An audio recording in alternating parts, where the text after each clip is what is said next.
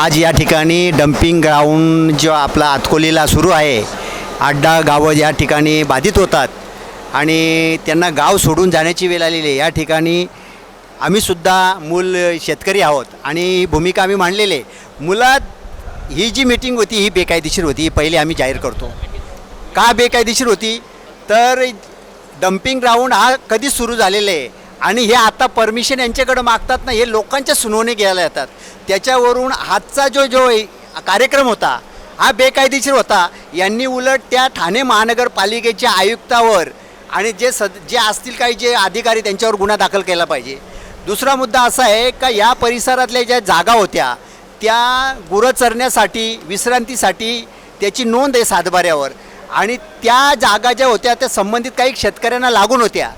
या जागा त्यांनी महसूल खात्याकडनं तुटपुंची रक्कम भरून शिनी घेतलेली आहे आणि पुण्यासारखा जो हा जमीन घोटाळा हा आतकोलीवर या ठिकाणी झालेला आहे। याच्यामध्ये राजकीय मोठं वरद असल्या कारणाने स्थानिक लोक घाबरत असतील, परंतु आमच्यासारखा शेतकरी आमची भिडचेप झालेली आहे, आम्ही घाबरत नाही।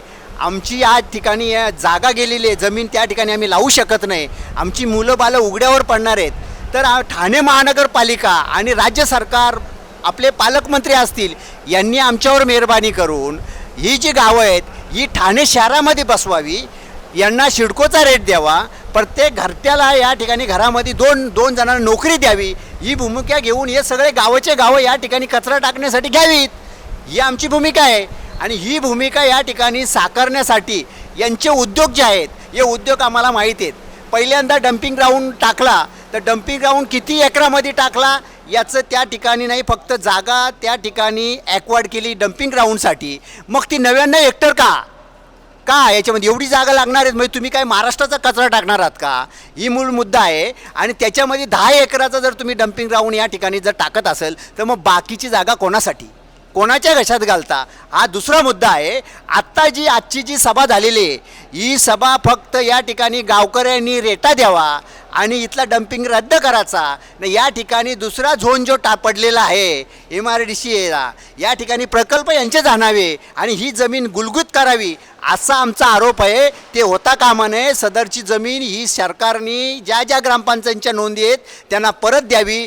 आम्हा शेतकऱ्यांना या ठिकाणी रस्ते जायला नाही आहेत, या ठिकाणी चारी बाजूनी कंपाऊंडमध्ये कचरा आहे, तर तो आम्ही सहन करणार नाही, दुर्गंधी सहन करणार नाही, आरोग्य सहन करणार नाही। आणि जर सहन करण्याची जर वेळ आली तर सगळे शेतकरी हे एक साथ आत्मदहन करतील, रोडवर मैथानचा खच पडेल आणि त्याची जबाबदारी ठाणे महानगरपालिका हे प्रदूषण मंडळ आणि राज्य सरकार केंद्र सरकार यांच्यावर राहील। याची आणि गांभीर्याने नोंद घ्यावी आणि हा प्रकल्प जाऊ द्या ना, दुसरा प्रकल्प आणा ना, गाववाल्यांना या ठिकाणी कामधंदा द्या, शेतकऱ्यांना न्याय द्या।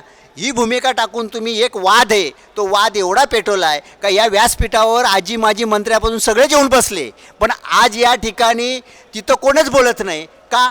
तर त्या ठिकाणी गरीब शेतकरी आहेत, परंतु गरीब शेतकऱ्यांना तुम्ही जर तुम्हाला डम्पिंग ग्राउंड तिथं आता जोपर्यंत तुम्ही काढत नाही ना परवानगी देत नाही तोपर्यंत शेतकऱ्यांना नुकसान भरपाई द्या। जेवढी शेती पिकते त्याच्या बाजारभावानी नाही, आता बाजारभावानी त्यांना रेट द्या, त्या ठिकाणी ते शेती लावणार नाहीत।